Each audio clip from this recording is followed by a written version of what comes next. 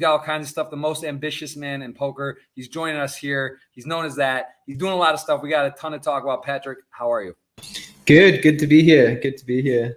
I'm jealous of this painting behind you. I've been watching it for the last 2 minutes or so when you were away. It looks like an expensive. It looks like an expensive painting, almost as expensive as like a CryptoPunk or something. You know.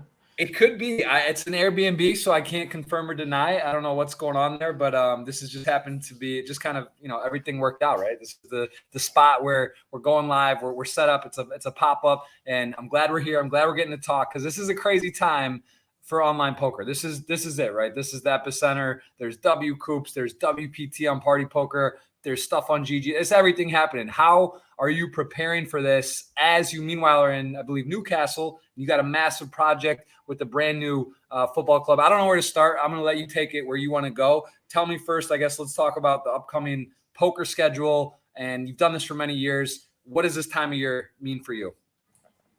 So usually it starts a little bit later. I think it's usually like September 10th-ish. So like we're starting about a month early than normal. Usually this time of the year, I would go on like a boot camp away with like the BitB guys would go to Budapest usually for like a week, and we'd do like seminars and study and be like a very like group effort. Like I would study one thing, someone would study something else, and we'd like present it together. So you learn maybe like if I work for 1 week, I'm going to learn like 50 weeks worth of stuff because 50 guys may present to each other. So it was always a very effective, like efficient way to work. But this time, obviously with COVID and stuff, having gone on like a trip with friends to do something similar. So just being at home, kind of in my office here, just doing everything myself. So a little bit slower. So I had to work a little bit harder. But we're starting 3 days and I feel just about ready, let's say. And tell me a little bit about BitB just so while we're there and you touch on that. So you were with BitB for many years and now you've moved, you're on a you're not doing this stuff with Run at Once. You got your specialized coaching program. Can you maybe talk a little bit about that transition, what BitB was for you and what now is going on with that? Yeah, so BitB was very much kind of my life. I probably spend like 10 hours a day on it every day, checking, rechecking, meetings, this, that, the other. So it took up basically my whole life from my 20s, from like say 22, 23 to like 30. So it was my life. It engrossed everything. It meant I couldn't play as much poker. It meant I couldn't be involved in other projects like football, stuff like this. And then I left BitB last February, let's say, last March. And then between March and for basically March and April, I think it was, I just felt like kind of lost. You know, when you're used to doing something for like 10 hours a day and then like you stop doing it and you don't have something to do. So I was like, okay, let's do a poker course. And it's kind of the same amount of effort, the same amount of time, you know, like 5 to 10 hours a day. And for the end of last year, let's say from like summer till the end of the year, like June until like January, I basically started to make a poker course. And it wasn't too different to what I was doing with BitB, like thinking about poker, running poker sims, putting everything in like a structured way. So it didn't really feel that different to me. And then we launched this course on Run It Once, I guess, in February, let's say. And it's been about 6 months now. I could be completely off on the times by a month or so, but it's around about that time scale, yeah. Sweetie, please take him. Sorry, my son was supposed to be napping. He woke up. He's a little fired up here. All right, so you got that transition, and how has that course been? How was that process when you said I'm going to make a poker course? Sounds like a good idea. It's a ton of work. I know you're sort of like very meticulous, and you put your heart and soul into what you're doing. So how would that process? How would you say that went in terms of like how it turned out? Was it harder, easier to make? Are you surprised by a number of people that have come forward and the feedback you're getting? Or was it sort of like, all right, I really put a lot of time and effort in this, and this is and you're just like, wow, this is what I thought it would be. How did that whole process turn out for you in your opinion? Yeah, I mean, I have a lot of people who message me like on Twitter or Instagram, whether saying like recommend how to get better at poker. And I tell them basically like make your own poker course. So basically what I did is I tried to cover the game from the very bottom to the very top. So like all of pre-flop, all of post-flop, all of ICM, all of PSKOs, all of 10 big blinds, 20 big blinds, 30 big blinds, all the way up to 100 big blinds. So basically try to cover the whole game.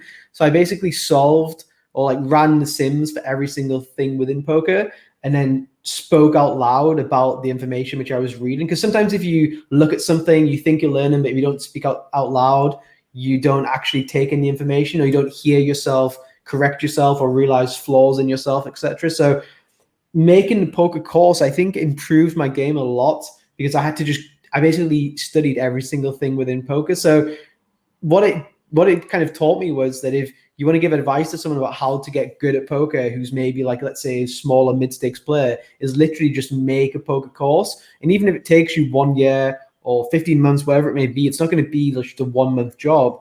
But after those 15 months, or even if it's 2 years, you should know every single thing about poker, at least to a decent degree, you know.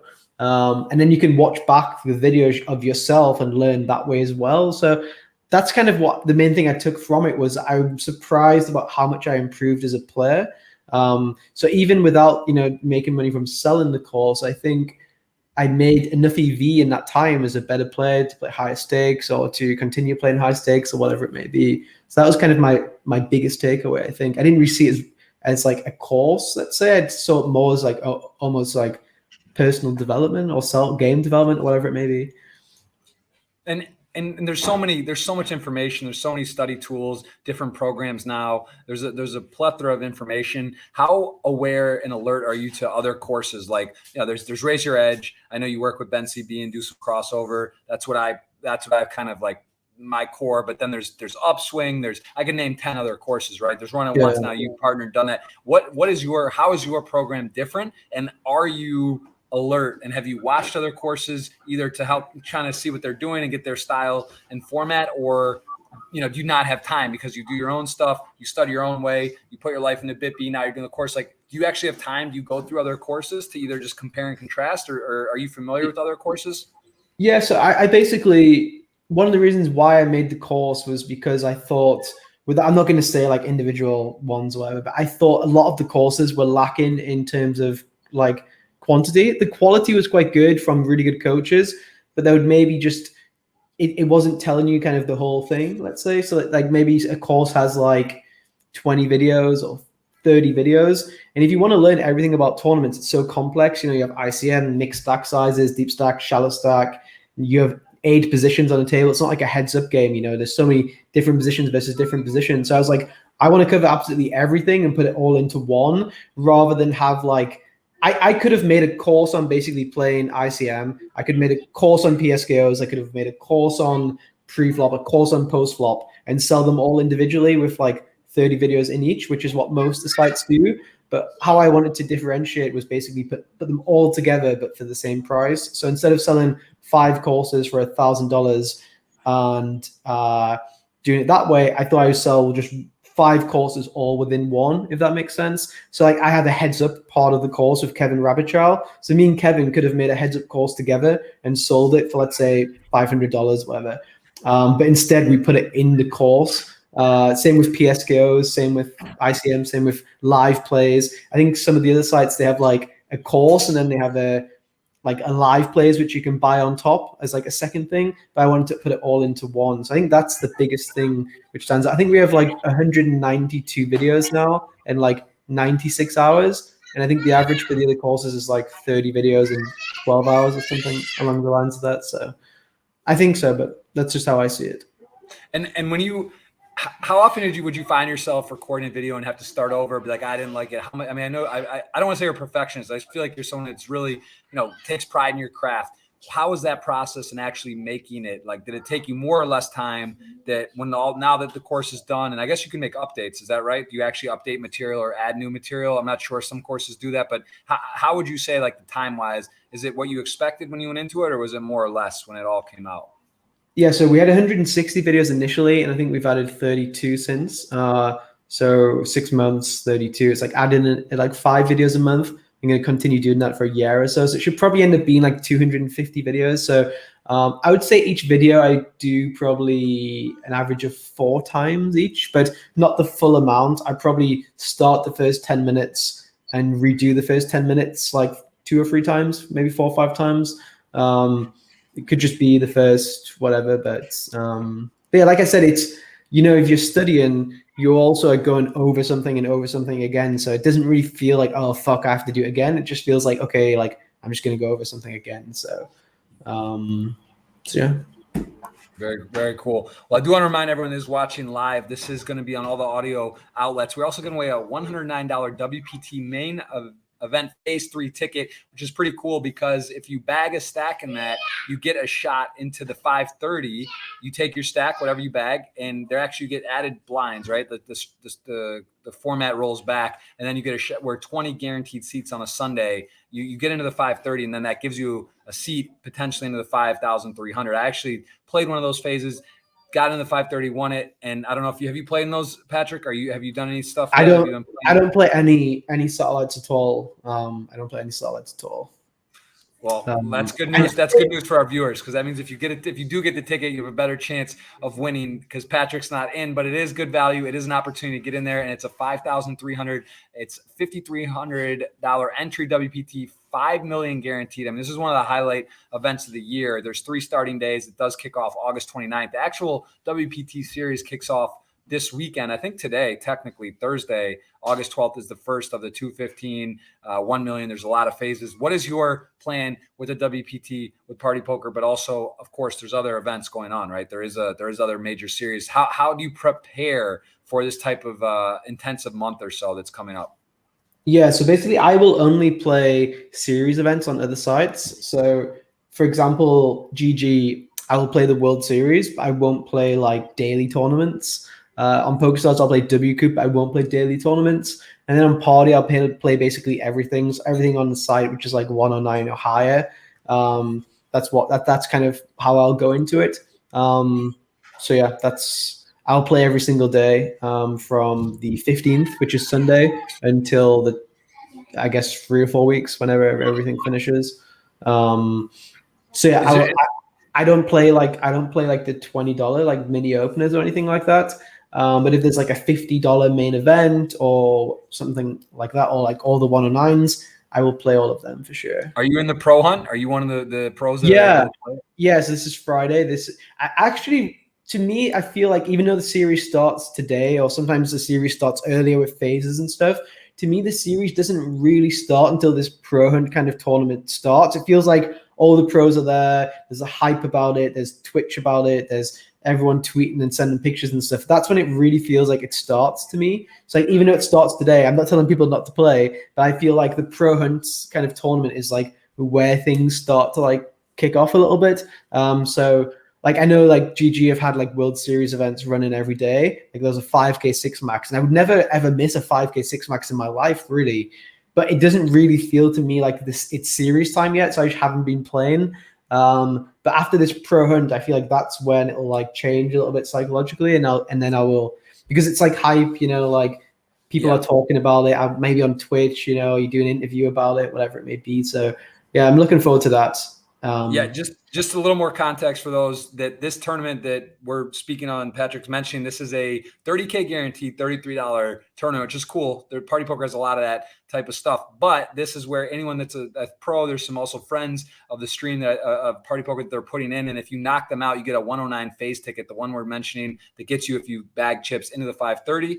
That then you have a shot for the 5K, 20 guaranteed seats on a Sunday. So it's really cool because they're added that. And I think the winner of this tournament gets a $5,300 main event seat added as well. So this is definitely a cool event, really nicely done. And as you said, sort of feels like the official start and something that people are excited about. And there'll be a lot of people streaming it as well. And as any other tournaments here, before we kind of segue, there's a lot to talk about, but any of these events, are you playing PLO a lot these days? Are you going to play this 2K PLO? That was one that jumped out to me. I love PLO. Yeah, we'll definitely play anything, just like any format, which is actually has been spending most of my time in the last 2 or 3 months playing 8 game. I'm trying to learn 8 game. So I've been playing a lot of PLO, mostly like 40 big blind PLO in 8 game actually, which is actually perfect for a tournament. So actually really looking forward to playing all the PLO in WPT. Something which I really like about WPT in general is we have a lot of 7-handed tournaments. We're the only site I think online which does 7-handed tournaments. I feel like 9-handed is a bit dead now, but 6-handed can sometimes feel a bit hectic, a bit rushed, a bit like you've got too much tables. But I think 7-handed is like kind of the perfect sweet spot.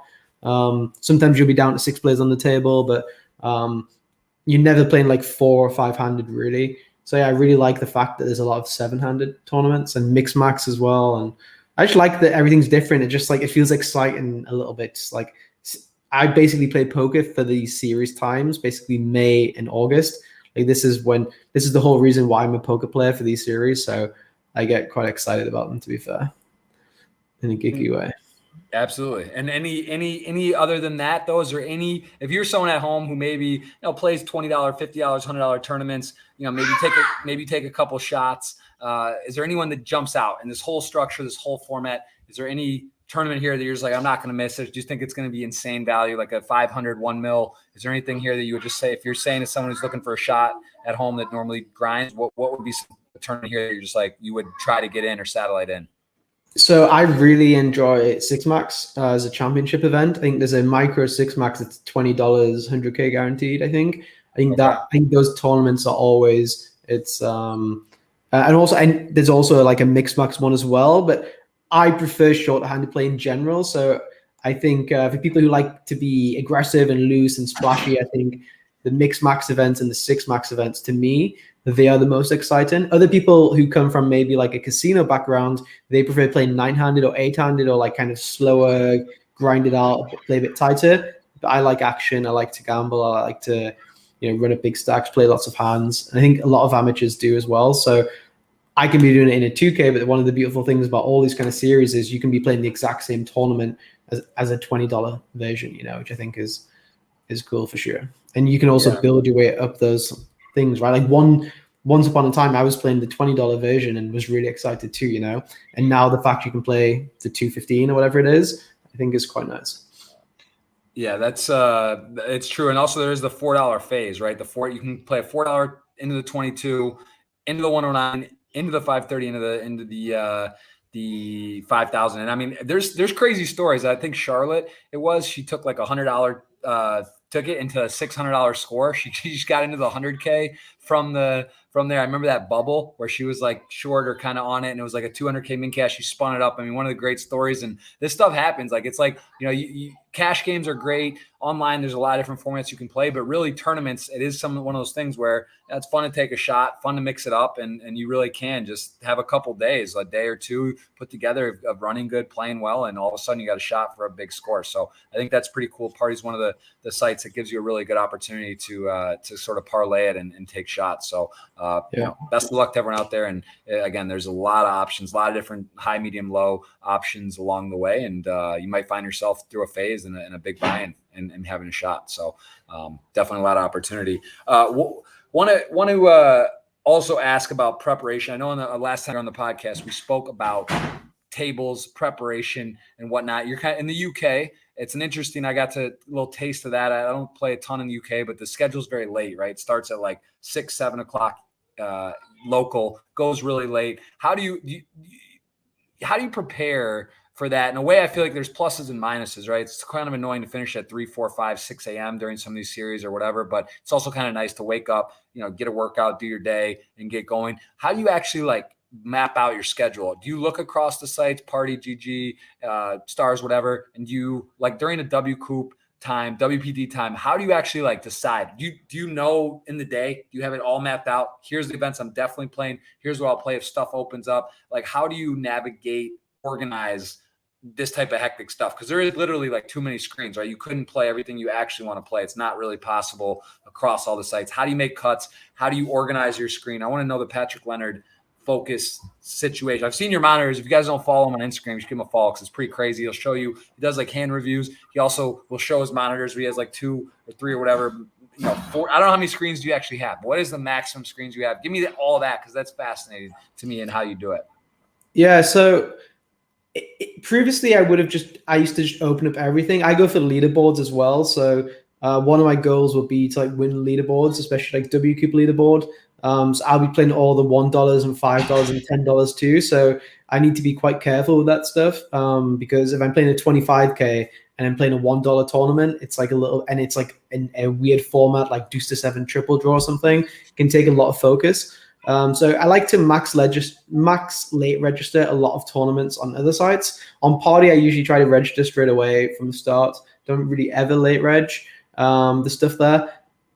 I will basically be cutting out, like I said, all the daily schedules from other sites to make sure that I have enough space. I have a 40-inch monitor here and a 40-inch monitor here. So I have like my main games in front of me, like where most focus is. And then on another screen, I will have like low stakes stuff or like not as important stuff to me, which I will basically just autopilot or play like very tight and just like if I don't have a good hand, I'll just like quick fold that screen, then come back to the main screen.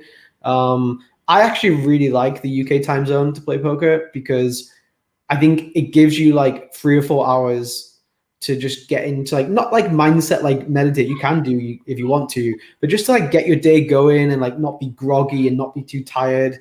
Like it gives you, like you said, you can go for a workout, you can go for a lunch, you can be chilled and not rushed. I think if you're in Canada and you're waking up at 7 a.m., like you're basically forced to just go and play. And that first few hours of your session usually, I guess, don't go so well. And if the first few hours don't go well, it's very tough to like recover. In the UK, I think you can spend those like the afternoon with friends, the afternoon getting sunlight, the afternoon having lunch, the afternoon playing football, seeing family. If you have a relationship or whatever, it's a lot easier. Probably you can spend the day with somebody rather than if you finish at like 9 p.m. and then like they don't want to go out to a restaurant then, or like they have work in the morning. So yeah, I kind of really enjoy this time zone, to be honest. Yeah, I was thinking I did one time Victoria, I believe, Canada, like kind of Vancouver area. And I thought like in a way I was like, oh, it could be cool because it's like you maybe get to bed earlier and whatnot, but I'm such a night owl and it just like it was so brutal to like kind of get going, that early. And even like the East Coast, like Canada or Mexico time zone, I think that's like I like it in some ways, but you're right. Cause you kind of like wake up, you play, you go to bed late or whatever, you wake up and it's sort of like you roll out of bed and you're sort of going, right? It's like, if you want to get live and play on time, that's pretty tricky. Cause there's studies I've heard and it makes sense that you need your mind, to wake up, get acclimated, get kind of fresh, get some activity in. And it's really hard during these series because you just find yourself up late no matter what. And then when you wake up, you just roll right into it. And I think that's kind of a dangerous thing. Hold on, buddy. You want to say hi? Hey, hi, Patrick. He doesn't have kids, but this is Joseph. Can you say hi? Hi, yeah. I got my racket. Okay, that's a fly sweater. Sweetie. Sorry, yeah, this is closed quarters here, but sorry, yeah, grab this guy. He's future. He wants to hear Patrick talk, but well, he can't keep quiet. So, yeah. Speaking of that, what do you think about kids and whatnot? Do you have plans for children? Would you like to have kids at some point? I mean, I don't know how you could fit it in, but what's your thoughts on that? You're muted. Mute. Oh, sorry. Yeah, maybe that's a sign. I was saying definitely yes, but it was muted. So maybe that's a sign. But yeah, definitely in the future. Right now, there's just so much going on. Have so many plans where it just wouldn't work. But in the future, for sure. Yeah, for sure. How old are you? 32. 32. Yeah. You got plenty of time. There's never a good time to start, but it's definitely, yeah, for sure. That's good to hear. I hope you do, and it is definitely the best thing in the world. But also, cut down some of your time and pie chart on what you got going on. One other thing about the time zones is I think if you're in Canada and you finish at like 7 p.m. or let's say Mexico, it's very easy to like be distracted and like people go out for beers or people go out clubbing or whatever it may be. In the UK, you literally finish at 3 a.m. or 4 a.m. Like no one can convince you to go out. So like there's no like distractions. You stay on a very consistent kind of schedule. You wake up at like 12 or 1. You have 4 or 5 hours to be productive without any bad distractions. Everyone else is at work, whatever. Then you start playing, then you finish in the middle of the morning where no one can like convince you to go out or convince you to go just for 1 beer, which turns into 5, whatever. So I think from that point of view, it's very easy to be consistent in the UK, whereas Mexico or Canada might have a bit too many potential distractions, Makes a lot of sense. I do like it over in this this region. It does seem like there's a lot of benefits, and I think that you're right ultimately, because also it doesn't always go that late. Some days you don't have great your day may not go, maybe you've done it 12 or 1 or whatever, 2 or even earlier, and then it's not so crazy, and then you have like the full day. So I think it may be the actual GTO. For a while I was thinking it was that maybe even going more West Coast in the US, like I said in Victoria, but I think that's just too brutal, and unless you're like a super early riser, it's just kind of tricky. So and then talk about tables. What's the most tables you'll ever have going at once? Like 30, 32 probably, I would say at most. But not like, this is at most. Minimum would be 12. And like on average, like 18, I would say. And then obviously once I get to a certain time of the day, I'll stop registering, and 18 becomes 16, 14, 12, 10, 8, 6, 2, 1, So like I have like I've not been told by a doctor or whatever, but I feel like I have some form of OCD where I just need to be having action, having stuff going. Like if I play one table, I think I don't play as well as if I have like 6 or 8 tables where I don't know, my mind's just ticking over. That's just the way that I think I work. But when you do it, that's pretty incredible. I mean, that's got to be the most that anyone I've ever heard. I think I tried like 24 once back playing like cash, like, and it was a mess and couldn't even keep up with it. This was like 10 years ago or something, and just not for me. And I've actually talked about this. I think this is like one of the more interesting things in poker for those that grind online. Because I think if you could find for yourself, right? It's like, it's the same thing with a lot of stuff in life. Like you could recommend what's the table like average, what you should do, but it's very tricky, right? Are you playing 6 max? Are you playing 8 or 9 handed? Are you playing different games? Are you is it on one site? Are you on 5 sites? How are you organizing it? There's a lot of factors that can come into play. And it's hard to say. I think for me personally, I think like 4 to 6 is the sweet spot. I find when I go 8 or 10 or something or 12, like I really struggle. And it's just, I mean, part of that is I'm streaming on Twitch. So I think that does add some tables, and we've talked about this, but I don't know. It's just a very tricky thing. Yeah, I think a lot of people really like you said 4 or 6, and then you said 10 and 12. I think that's what a lot of people kind of do. Maybe I'm not saying you do. Not saying you do it, but a lot of people do it incorrectly, that they try to do like big jumps. To me, playing extra tables is like just as big a skill as like being able to play the button, being able to play the big blind, whatever it may be. I think training yourself I didn't just one day wake up and play 32 tables, like I started with 4, then I went to 6, and then I went to 8, then I went to 10, then I went to 12, and slowly trained myself up over, 10 years, whatever, playing online. And being able to play more tables means you make more money, right? So like, I think not enough people prioritize it as like a skill, and they see it as just like a thing, like a talent. Like I don't think it's really a talent. I think it's like a skill that you train up over time and get used to playing more, getting your brain used to playing more tables. Because if you can play 32 tables with a 10% ROI, or 6 tables with a 30% ROI, you're gonna be making more money as the 32 tables, even if your game drops off, like 75%. Like poker at the end of the day is like a game to win, right? Like people play to make money or whatever, or like professionals do at least. So I think training yourself up to play more and more tables is probably like the most underrated skill in poker. That's what I think, at least. People are really focused on strategy and sims and this and that and the other, where really it's quite a simple one, just playing one extra table. It doesn't need, if you do it gradually. I think people just don't really consider it for some reason. Not sure why either, really. Interesting. It's super fascinating, this topic, to me. I just feel like finding, like, it's like almost going to a doctor or nutritionist and say like, apples, or this is what you should be eating. Or some people it's like more meat or less meat, or this vitamin D. It's sort of like, it'd be nice to be able to get it analyzed and know like what your actual sweet spot is for each individual. And I think it does kind of vary. And that's a good way. That's an interesting, sort of like your tolerance with alcohol or anything else, right? You said like kind of ease into it, moderation, and you don't just want to go from 0 to 100 and sort of figure that out. So that's, if you went to a doctor and said I eat McDonald's every day, and he's like, oh well, the perfect diet is X, you wouldn't just jump and do X, because you'd only be able to do it for like a week or whatever, right? You would slowly, like, you would ditch McDonald's, sure, but you would like not just go from, like you said, 0 to 100. You'd maybe do like 1 healthy day a week or 2 healthy days a week, and the goal would be long term to try to build up these 2 healthy days to 6 or 7, whatever it may be. But you couldn't just go from 0 to 7 healthy days a week. People just wouldn't. No one does that. Right. Yeah. Or smoking or anything, right? To quit or change habits. You gotta have a process. Again, I want to remind everyone we have a 109 WPT main event phase brought to you through Party Poker. Patrick, myself, we're going to give that away at the end. And there is WPT coming up. It's going to be a lot of fun. We're kind of covering a variety of topics, including what events in the Pro Hunt, which is on Friday. Patrick's involved, and make sure you guys get in there, check it out. We do have a question. I'm just reminding you guys we're giving this away, so go ahead and ask your question, and we got a lot, so we're gonna cover that at the end. But I do want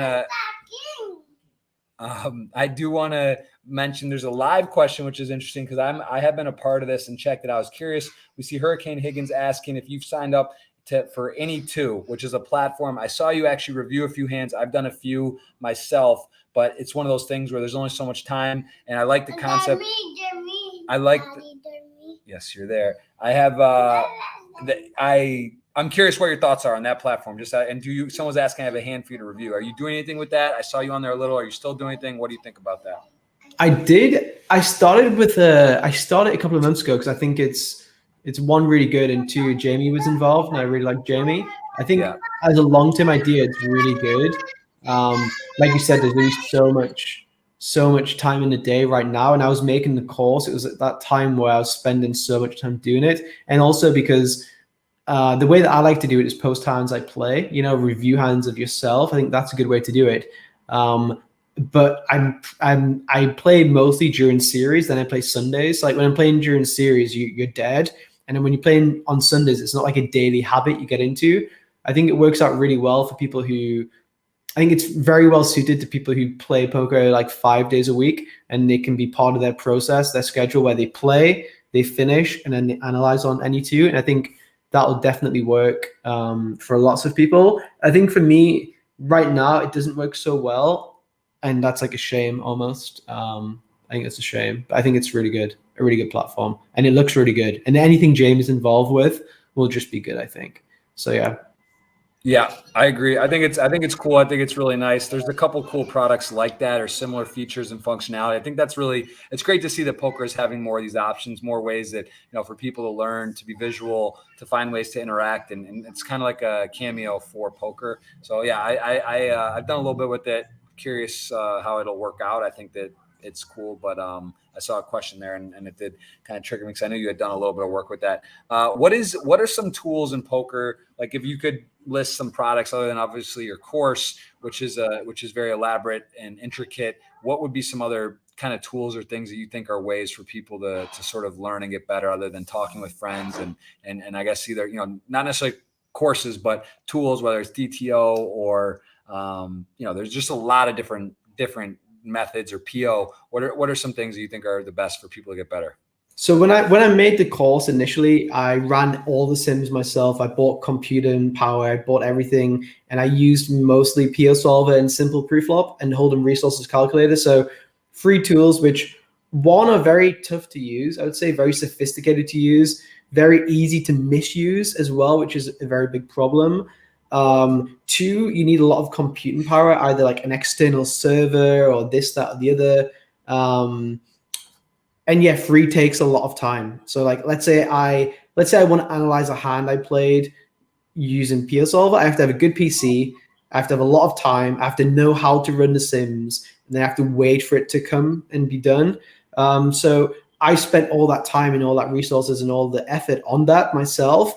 But now I really like using something called Odin. It's what I've been using for like the last few weeks. Odin is essentially, they have every single sim ran for like, I think 10 to 50 big blinds right now. So you can just like, let's say you play a session. What I like to do is save every hand. I don't know what to do. And I'm not very good at poker. So I usually have like 100 hands by the end of the session, which I'm unsure if I played it well or not. And I like to go over those 100 hands using Odin like during the week. And for me, it's very convenient. I don't have to run the sims myself necessarily. It's there for me. The interface is really nice. Is this, sorry to interrupt you, is this Rory or Fedor were involved with this? Who's the ones behind this actual? Rory, yeah. Rory's the one who developed it, I think. Yeah. Okay. I think Fedor also is kind of similar to me in terms that he's very busy with like other projects at the time. And I'm sure Fido, like a few years ago, would have loved to like be on PSolve and run everything and go back and rerun things and really study hard like that. But probably Fido is a very right now busy guy, first of all. But second of all, he really enjoys still learning about poker and studying poker and checking if he tried doing something cool, which in his mind made sense and he just wants to check it out. And I think Odin's really good for that kind of thing. So if you're the kind of person who wants to study 10 hours a day and run everything yourself, I think PSolver Simple Preflop is really good. If you're the kind of person who wants to check if your play was good and like go deeper into some stuff and have things immediately available to you, I think Odin is good for that. I think a lot of people fall into that second category and a very select few fall into that first category, I think.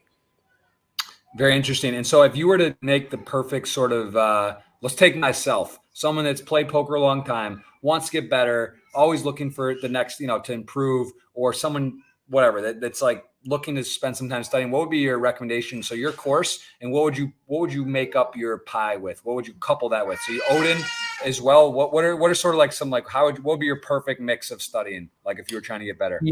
Yeah. So basically Odin's really good for me right now because I've done a lot of work already on PSolver where I kind of understand why the solver's doing what it's doing, let's say. Let's say my dad tomorrow went to Odin and started using Odin, and it says, okay, raise ace jack here or raise 9-10 suited there.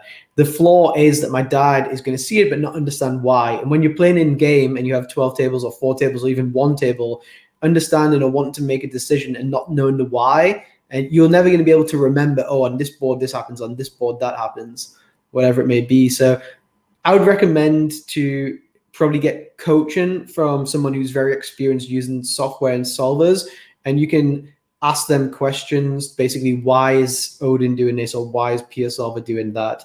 So yeah, that's what I would recommend, basically, to use Odin, but to get someone to talk it through with you on the side if you don't understand why it's doing what it's doing. Very cool. Let's transition a bit here. I want to talk about your new, I guess, found hobby love. And this is a clip from the World Cup of Soccer, which hopefully you get to Vegas this WSOP, which would be October, November. I think this is set for early November for this tournament to go on again. We'll show a little bit of your skills and what you got to offer. But you got a new project, new independent Newcastle independent. I want to spend a lot of time on this because to me it's fascinating. It's also a love I have. And you're basically playing, I guess, manager. And there's been a lot of interesting stuff in the sort of Premier League. I think what's it Brentford of this team? This guy put in like 300 grand and 700,000. I think he invested in. Now he just hit the $300 million playing game to the Premiership. You know what I'm talking about? What's the guy's name? He's a poker player too. Matthew Benham. He's a poker player. Okay, because I think from Tony Bloom or some school where he like learned or was partners and separated and had disagreements. Is that this guy? I forget his name, but yeah, he's got a background in sports gambling and in poker as well. So is this kind of the road you're going? Is this sort of what you vision? Something like this, spinning it up into like the Premier League, or what's the goal here? For sure, yeah. So we're currently we started the team 1 year ago. We were in, I guess, 10 leagues below the Premiership, I guess. Last year we won the league. We got promoted, so we're now 9 leagues below the Premiership. We won all the cups, everything available to. We won essentially, and then now we're going to hopefully do the same again this year. We have a very similar kind of model to the Brentford model, but we're just like 9-10 years behind. Let's say it's all very data driven. We do lots behind the scenes. We do a lot. We're trying to build like artificial intelligence to help us track things, to help us track other players to come into the team. We have like a scouting process, which is very, I think, sophisticated. We have a lot of content, which we video. We do a lot of analysis on ourselves.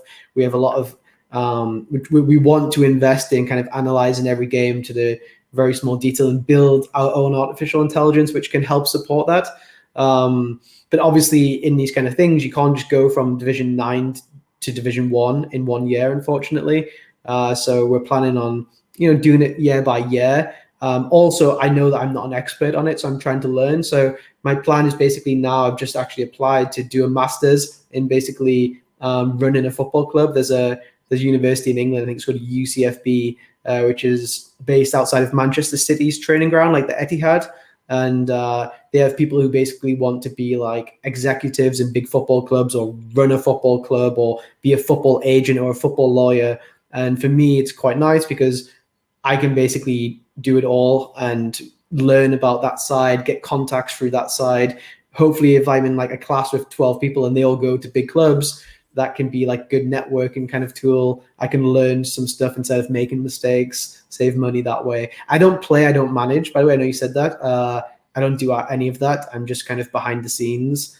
I probably could play, but I don't want to. I'd rather not. I think it's a weird dynamic if you play and like you run the club or own the club. It's like, there's people, I don't know, just a weird dynamic, weird power shift kind of thing. So I would rather not do that. What is the age? What is the age group? Walk me through the economics of stuff like this. Are these guys? What's the age range on this team? And I guess it's so fascinating, right? Because the MLS in the U.S., which is what I'm more familiar with, and sort of American soccer, just so different. Also at the NBA, NFL, there's not like teams that come up or get relegated, and it's fascinating. It's beautiful how it all works and the systems. And I think they say it's the most expensive game in the world, right? To go from the Premier or the championship to the Premiership, like that playing game, it's worth like $200 or $300 million to get up. Yeah. And it's crazy. Teams are bouncing in and out, the economics of it. But here when you said you're Division 8 or 9 or 10, you're coming up. Like, how does it actually work? Are these guys, can you give me a little idea what these guys make? Like, do they have other jobs? Are they in school? Like, are they, what is the best player here? What can they make? And is their goal like are some of these guys, could they ever play in the Premiership? Is that a possibility or is it not really like that? So it depends really. The way that it's a weird one. So these players don't get paid, but all the players could get paid, if that makes sense. So in England, it's weird. Like you can get paid for like very low standards. So like the 9th tier, or like let's say the 6th tier in America, the 7th tier in America. No offense to Americans, but like the standard would be really low. But in England, basically, once you get to like even like the league above us, let's say, like you're almost like not the league above us, but the one above that, you're basically like a semi-pro. Like you basically have a job and you do this, and it's like half and half. And then once you go like a league above that, you're basically like full time. It's not like a huge amount of money, but like a good salary for like compared to maybe what they would be doing or whatever. We have players who are like playing at that standard. We have a guy who played like in the 2nd division in America. What's it called? Not the MLS, the 2nd division. It's the NPSL. Or, I don't know. There's some league, USL. Maybe it was the MLS Division 2, whatever it was. He played for Sacramento, so like was there playing professionally. So we have players who've played professionally. We have our centre backs from Romania. He actually played for AC Milan with Ronaldinho and Kaká and all these players. And then then when he got released from them, he started to play for like teams around Europe and stuff like that. But we have players who basically have maybe fell out of love of football at like a higher level, and now they are kind of buying into the project to build back up, and we kind of try to build their love back for the game as well, because they're surrounded by people in like a similar position who are also talented, etc. Like I said, we won basically every game last year. We got promoted, we won all the cups, we won everything there was to win. So we have like a very successful team who could all be playing a lot higher. It's almost unfair on a lot of the teams we play because essentially like we're winning a lot of games like 6-0, 7-0, 8-0. So it's like, it's almost unfair on a lot of the teams in the same league because they don't really have a chance because there's players who should be a lot higher. Why is that though? What they're buying into the vision, like the future, like why are they coming? Yeah, they buy into the future. They like to be around each other because they're all good footballers. The management team we have is really good. Like we're all young, like I'm 32. The managers are 32 and 26. Like usually non-league teams, they're like 60-year-old managers, 70-year-old owners. A lot of people like who play in a team like 30, 32, 34, like older people. All of these guys like young, 20, 19, 22, like very hip, very young. It's like a fun environment, fun place to be around, And our last game we had, the attendance was only allowed to be 600 because of COVID. Like it was a max capacity 600. We had 600 people there, and people in the car park like standing watching on chairs over like the roof of the stadium. Like a lot of people like to be around, very interested in the project. And what we try to build is almost like a culture. So like our culture is not, so the game starts at 2 p.m. The culture is not like 2 p.m. till 3 p.m. Our culture is like 2 p.m. till like 11 p.m. Afterwards, we all go back to somewhere. There's like a party atmosphere. After that last game where there was 600 people, we had I think 150 of the people that came with us to our like bar afterwards and was like just with the team. And like the team likes that too. You know, it's like it's quite fun. It's quite fun. It's a fun project. It's almost like a computer game to some degree, you know, like you're doing it as if it's a computer game, but we're very serious about it too. You know, like I spend hours and hours every day on the project, and I'm obviously like, you know, very busy. I wouldn't do that if I didn't think it could be a long-term thing. I'm going to do a master's degree in how to run a football club, you know, like I'm really taking it very serious, you know, as serious as I can take it kind of thing.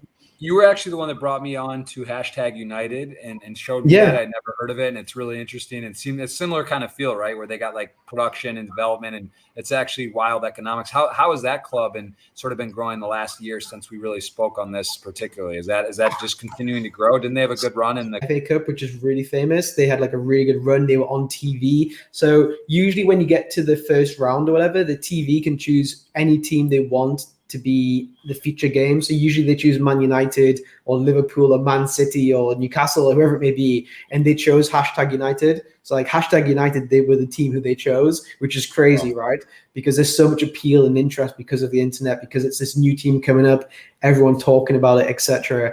How they're doing on the field is really good. So we're basically one season in, we've been promoted. So we've gone up the ladder once out of one. They've had 3 seasons and they've been promoted twice. So the one season they didn't get promoted, I think because of COVID or whatever. I'm not sure what happened, but they keep getting promoted as well. But you know, they have the infrastructure to be a Premier League team. It's just going to take the time, you know. And really, do you think they could be a Premier League team? #United. Oh yeah, absolutely, yeah. I mean, why not? You know, like, yeah, why not? I'm not. If you go to if you type in #United shirt, what they have is really interesting. You're going to really like this. This is genius. This is the kind of thing which they do, which is going to separate them from like the competition. So just do shirt, I guess, #United shirt, and then go to the store, I guess. No, it's not these ones. Go down. Yeah, go to official store, and then you're going to see go down. So yeah, so just click on the home kit or the away kit, either one. So instead of having a sponsor with the sponsor's name, they have a sponsor with this. So you scan your phone on it and then the sponsor comes up on your phone, which is really interesting, right? So instead of having like party poker here, they have this, what's this called? You know, it's like a barcode. Yeah, they have the barcode or whatever. You scan the barcode and then party poker comes up on your phone, you know, which is really interesting. There's so many ways you can go down here. You could have like certain age ranges could come up with certain different people. Certain part you could change your sponsor every game, and you could be, oh, who's the sponsor this week? There's so much you can do with it, you know. So like they're really bringing the internet. Wow, I've never seen this. Is this could a major club do this, or does anyone else do this?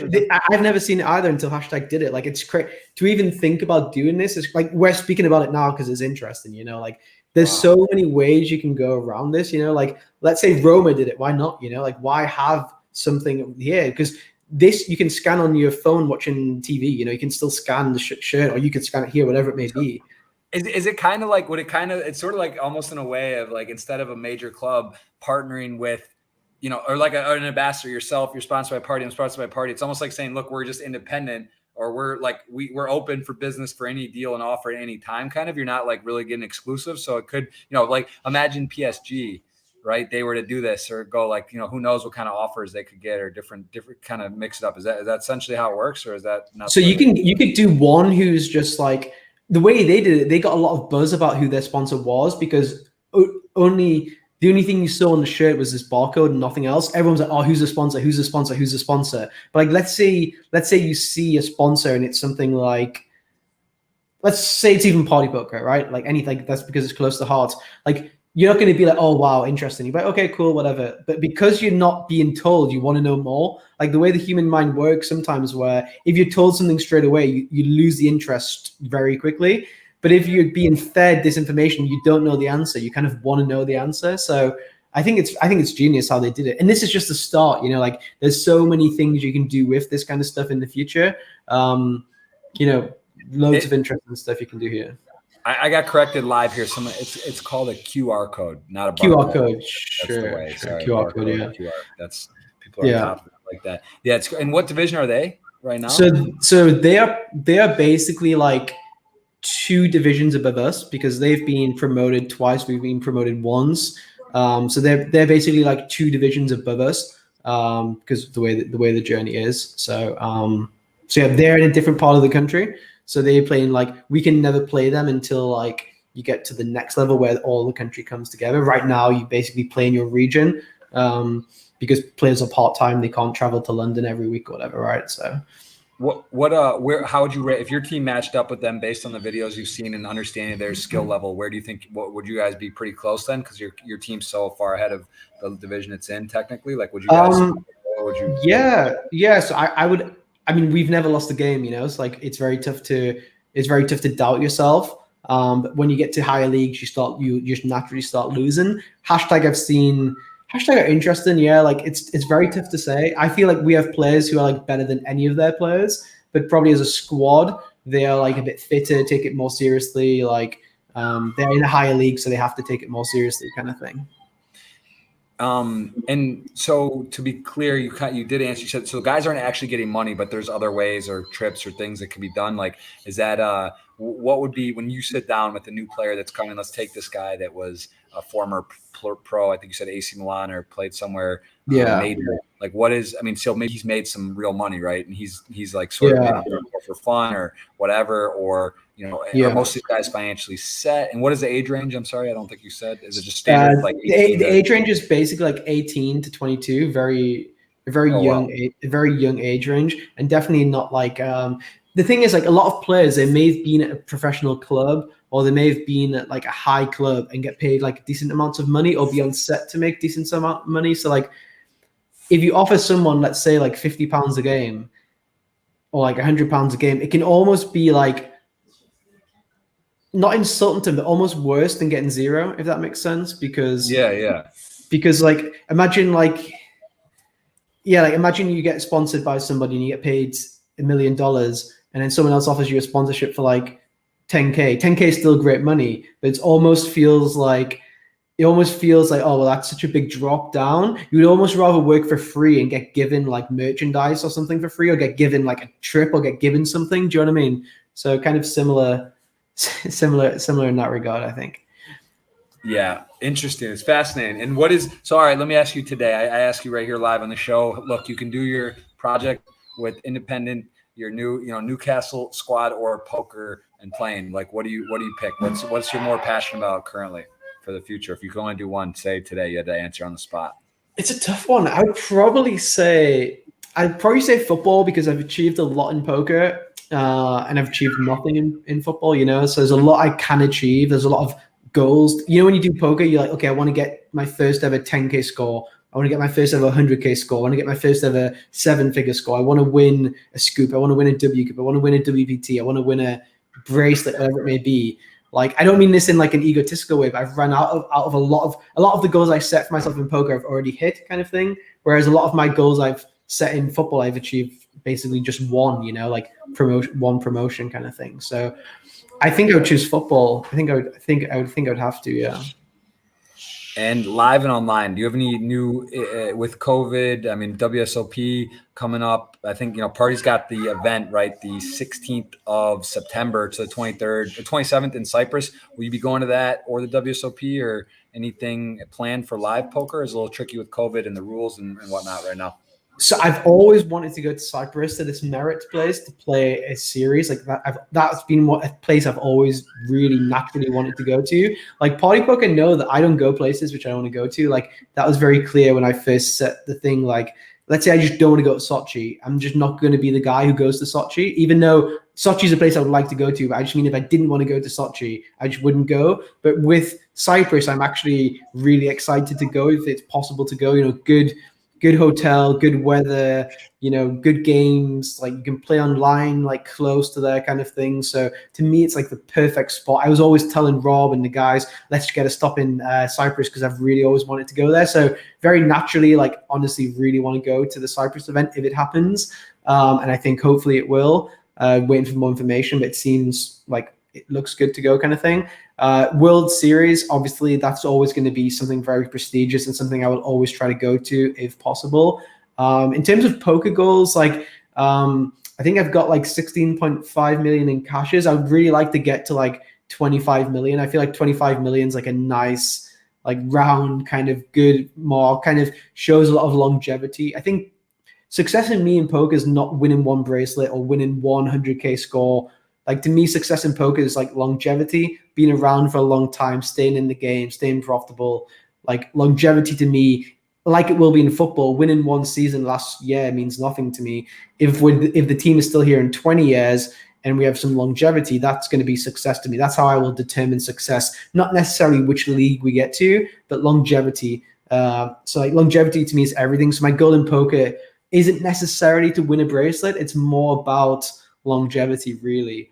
So yeah, makes a ton of sense. And just to kind of touch back on the club run, and if I want to start a club here in the UK, is that where you have to start, or I guess the other option is what you buy something that's further along? Are those the two ways you can do it? Start from something or buy. And did you consider buying something, or was it always just let's start? And so the team which we took over, Newcastle Independent, was my original team that we kind of played when I was 16 years old, which was in like 4 or 5 leagues, basically, essentially like 5 leagues below where we are right now. So like they'd been doing this whilst I was away, doing really well, getting promoted, had a great team, had a good image within the city. And then we just came in and rebranded a little bit. It's a little bit because we were called Jesmond FC, and it's a little bit like, imagine like Summerlin in Vegas, like the area of Summerlin.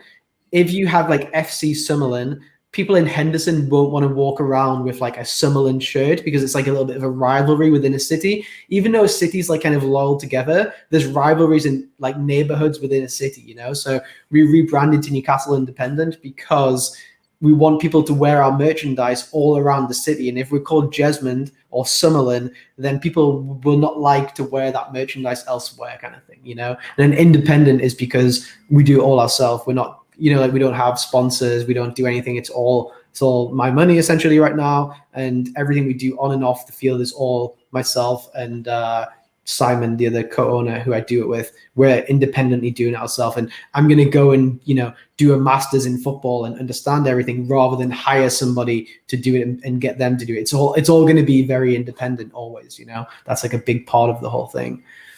So, I mean, and it's going to be ambitious and have dreams, but do you believe is that the plan then to get to the Premiership, to win the Premiership? Yeah. I mean, it's all about in poker. When I first started playing poker, my goal was to be, number one poker player in the world, but I had like attainable goals, which I knew I had to hit first to get there, So like the goal always is to win the league, which we're in, to get to the next step of the ladder. Because if we don't win the league, if we don't win the 9th league, you're not in the first league, right? So the goal, we always have short-term goals. But if our goal every year will be to win the league and to get promoted. So at one point, if you keep winning the league, you're in the Premiership, right? So maybe in 5 years' time or 6 years' time, we get to a league where there's more ambitious, richer people who are paying people more money, or they're more sophisticated off the field, and then maybe you have to like change your goals or whatever. But right now, we're going to try to set up every season, player staff, facilities, off the field, wherever it may be, to get to the point where we are the best, the favorites in the league to get promoted. Like if you asked any team last year who the favorites to win the league were, we would have been the favorites. If you ask anyone this year, we'll be the favorites. But we'll get to a point where we won't be the favorites anymore, So then it'll be different discussions kind of thing, I guess. And let me, can you give me a little bit of an idea of what the motivations would be for some of the players then, like now that are like coming on, you said could be higher. Cause like at some point you will move up the ladder, and the guys that are, you guys are, just, there's an inflection point where the guys that are on the team now that are too good for this league. They're going to be not good enough at a certain point or Yeah. whatnot. So how does that work? Is there equity? And so like, how are they tied in, the people that are on this journey from the start, but at some point their time will come where they're not going to be a part of the journey anymore? How will that work then? So we look after our players a lot. So like it's very normal in like UK kind of football to kind of like non-league football to players get their own sponsors almost. So like every player is like in most leagues, every player is like sponsored by somebody. So like let's say a player scores a goal for a team in like a league 4 leagues higher than ours. On Twitter, it'll be like Patrick Leonard scored a goal and he's sponsored by XYZ, partypoker, whatever it may be. We kind of don't. We basically do everything for the players, So we do. They don't have to do the things they don't want to do. We look after them like off the field. We buy like we make them just feel like it's a nice place to be around, and like it's not really work. It's fun, It's like a hobby. It's fun what they do, and they enjoy it. We try to make an environment and a culture where they enjoy it. Like I said, we try to make the off the field just as important as the on the field. So when the game finishes, for most teams, they'll go home to their families. Our team go out together as friends, So like they want to kind of be in and around with their friends. Like that's kind of what we do, I guess. Whereas the teams who just have teams who play for them for the money, they just have 11 players who are not really friends. They get their money, they go home, and then eventually they just get bored of that, like the money's not that big or whatever. For our team, it's like, it's their culture. They look forward to Saturday afternoons, being with their friends, winning with their friends, like smiling, having fun, like it's kind of, that's what we try to create at least, or the goal is to create. For sure. And sorry, I'm jumping around a bit, but you said you did become the #1 poker player ranked in the world on Pocket Fives. You actually made a prop bet with a group of players that you would be the top ranked player. Could you talk a little bit about what motivation that provided for you and how much you think that played a part in you actually getting that, and also what that prop bet looked like in terms of monetary? What did you have to lay or bet, or how did that sort of shape up? So BitB, the name of BitB comes from a blog I made. I made a blog called Best in the Business. And I was playing, I think, $2 heads up sit and goes at the time. And I was like, right now I'm playing the low stakes, but one day I'll be the #1 ranked poker player in the world. Like that was all, I always like kind of said that as an intention and like said it out loud a lot. And the name of the blog was Best in the Business, but it was I was being like ironic towards myself because I knew that I had like a $50 bankroll. I didn't mean I was the best in the world, but I just meant every day I'm going to study, every day I'm going to work, and one day I'll be ranked #1.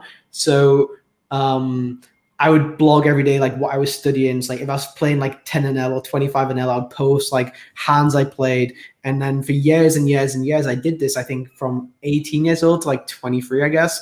And then I got to being, number 100 in the world on Pocket Fives. And I was like, oh, there's like a realistic chance I could actually do this, like now, which is quite crazy because I was playing $2 or whatever. And then someone was like, oh, there's no chance you'll do it. And I was like, oh, well, let's just bet against it, because I'd gotten that far, being like, let's say number 5 million in the world to be number 100. I could kind of see it in front of myself. So I didn't need to bet a lot of money for the motivation. The motivation was the 5 or 6 years, everyone always telling me you'll never be good, or you'll never get there, or you're capped at this, or you're capped at that. That was kind of the motivation rather than the money. I think we bet like less than $10,000. I think like it wasn't a big bet or anything like this. It was quite small. It was more about my ego. Like I was young, I thought I was very good. I actually wasn't very good. I thought I was very good, and I didn't like that people doubted me or whatever, So I just wanted to show them. And also, like show your parents, show girls, show everything. Like everyone who doubts you, like, if you had a girlfriend and she thinks, like, oh, why are you not going out on Saturday night with me? And I'm preparing for Sunday, and for them not to believe in the process or to like roll their eyes or think you're a DJ or whatever it may be, to be able to kind of show them, okay, I actually was doing the right thing all along, to tell your parents that you left a good job to do poker and they doubted you, like to kind of prove to people. I think that was always the motivation for me. It was never really the money, ever really. And I guess that's my ego, it was my ego, because now I don't really care, but at the time it was like 100% my motivation, I think. And in this course we did Flash, let me just put it back. over here. So here, this course, pads on pads. Can you explain? Also, what does your screen name mean? What is that? What's your screen name represent? Pads. So I used to be called, like, my nickname was like Paddy. That was like my name at school, and then like pads just comes from there. And then pads on pads is perfecting, analysis, decisions, and strategy. So it's like, you can see all the stuff here exactly. If you just keep scrolling, this is just all for post swaps. You can see there's just so much content there. It literally goes on, not forever, but there's literally 200 videos. So I like to be able to show people what's available, because I think every course I've ever bought, you don't see all the videos which are actually available. You just hear like there's this, there's that, or the other. Like this video here, the last one, analyzing Negreanu facing whatever. It's like I'm analyzing Negreanu playing the 5K 6 max. Like, did Negreanu make a good play? Analyzing what he did, all that kind of stuff. So I like people to be able to see what's there, because maybe it's not what they want, and if it's not what they want, I'd rather they didn't pay the money. So like, I'm not hiding behind a paywall or anything. Let's say it's all. Let me just. Actually, it's super interesting, and just kind of have a thought I'm having here, because again, I use Raise Your Edge primarily. They have a paired thing, which I guess is sort of like Odin. Maybe I haven't used Odin, or some kind of sort of similar type way of ranges and whatnot. But I guess my question to you would be, for someone who comes in and maybe like I use Raise Your Edge, right? But I would imagine every course there's stuff that you could pull out. Like, it can't hurt, right? If you did every course, like, you might get a little confused. There's probably a lot of similar things, but you just learn new stuff or hit a different perspective or verify something that you cover or learn or get it again. Like, let's just take that. Let's use Raise Your Edge or Upswing or this. These ones, how similar are they? Are there courses that do stuff you think wrong? You don't have to single out who or what. What would you say would be the biggest like differentiating factor? If someone right now watching sees this and they're like, you know what, I'm looking for a course. I want to spend around $1,000 on one of these programs. Why would yours be better? And what do some other courses maybe do you think they don't do right? And again, you don't have to specify what, but like, give me a little bit of breakdown and why people should maybe choose yours and why you do it better or differently. Yeah, I mean, I think first of all, I've been coaching and teaching in BitB like every day for like 6 or 7 years. So I'm quite used to knowing like what people want to see and don't want to see, and kind of the ways people want to be taught and don't want to be taught, because of so much like one-on-one kind of feedback. Secondly of all, I think just I add so much new stuff. So if you go to like off the tables, just scroll down a bit more. Yeah, this here is like, if you go off table and then just down, you'll see like, this is like Odin just come out a month ago or like a couple of weeks ago. We just go to the bottom of it, this page. It's like Odin just come out 2 weeks ago. I like make sure straight away that everyone in the course has information to new things. So Odin comes out, I show people how to use it. Simple preflop comes out, I show people how to use it, all that kind of stuff. So if things change in like 2 months or 3 months, or new things come out or new information comes out, I won't make like another course about it. I will basically just like add it to this course as I keep doing. This was literally like a week ago. So there will be new software come out in poker. I love poker software. I will always make sure that people see good stuff. I play live. I play very often. I record all my deep runs. I won 2 scoops this year. I record all the runs. I analyze them, etc., etc. So I think it's very up to date. I don't necessarily think I'm better than other people or I'm better coach than other people or whatever. I think the quantity and the keeping it up to date should hopefully be unique. But again, I would always say, to me, people should get coached from people they like to listen to. And I think always watch people's YouTube videos, watch people's interviews. If you start getting annoyed about how someone talks or about you don't enjoy their voice, literally, to me, that's a huge thing. I think the reason why Phil Galfond is the best poker coach in the world isn't necessarily because of his content. It's because people really love listening to his voice. Like, people literally use Galfond's voice to fall asleep at night too. Like, he has such a good voice to listen to poker to. So like, I think that makes him a good coach in himself, So yeah, he is. He's just one of those guys. It's just the guy. It's hard not to root for, and everyone just kind of loves him, and that's great. How was it the decision for you to work with them versus other courses? How did that come together? The partnership with One-on-One and Phil. It's tough because I'm such good friends with Ben CB, obviously. So the natural thing was to do it with Raise Your Edge, and I was going to do it with Raise Your Edge initially. The promise with Raise Your Edge is that they have like other stuff on. They have like their own. Ben has like a apprentice class, I think, a master class, a PSKO course, paired, etc.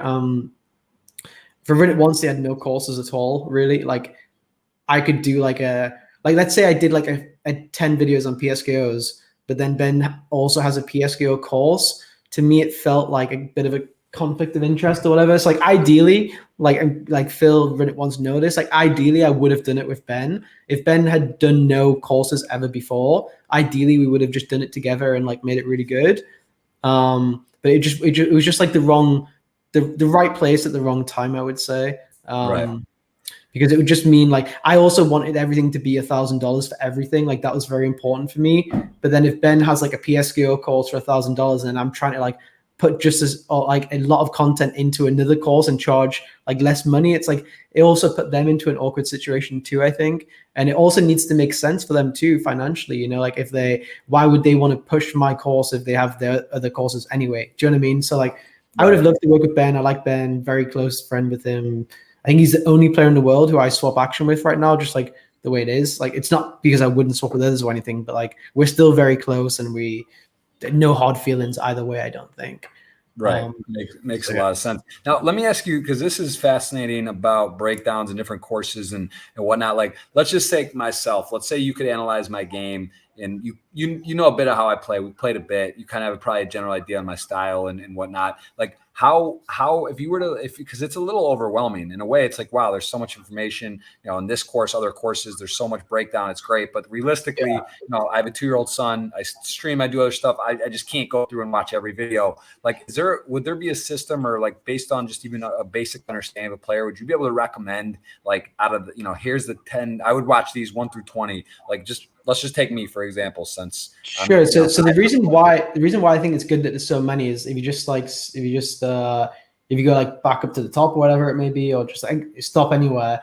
So yeah, if you see like A-side boards here, like how to play A-side boards with 20 big blinds, like let's say you play, you stream, you play like on Sunday and you get into a spot and you have 20 big blinds and it's an A-side board. You just don't know what to do. There's like a 50-minute video of what to do, which is like, there's so much information. It is overwhelming, but basically any kind of spot that you fall into that you don't really know what to do, there's going to be a video where I'm basically explaining it fully in depth with everything ran, everything simmed, everything shown, presented nicely. So you get like a full breakdown on that stuff, because the way that I felt I was struggling in poker was I would play a spot and then I would try to go to a training site or I'd try to go to a course and find out how to play A-side boards with 20 big blinds. And because the course was so vague and there wasn't enough information, what would happen is there would be like a 30-second bit or a 1-minute bit about that spot, and I wouldn't really improve or learn, and I would have to just do it myself anyway.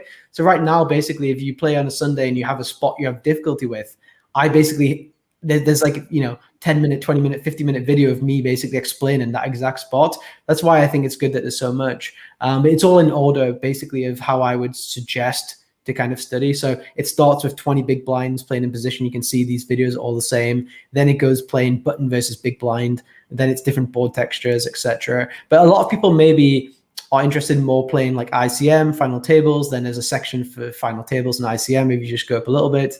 And then there's the heads up course. Some people don't know how to play heads up. If you just go up to the like menu, there's like a heads up thing here where we explain the strategy. We analyze Isaac Haxton playing against Michael Adamo. Tell me a little about Kevin Rabichow, some name I hear a lot. I know him very vaguely, but I hear his name a lot as one of the greats. And just, can you tell me just a little bit about him, his background? Because I know he's regarded as one of the best in the world and what he specializes in.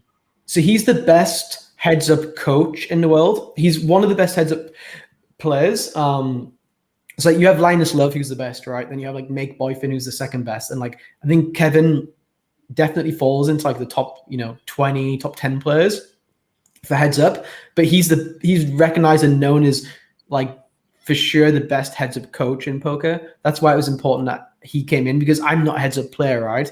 So like I could have just done the heads up section myself and like went on PSolver and read out the sims out loud and just pretended that I was an expert, but I know that I'm not a heads up expert. So I was like, okay, I'm going to get the literally best player in the world, or the best coach in the world, the best possible guy for this job to come and do it. And I'll sit beside him and ask him the questions which other people will ask. Because as a guy who's not heads up expert, I'm going to ask the same questions that other people would ask him, if that makes sense. So that's why I chose him for the heads up section.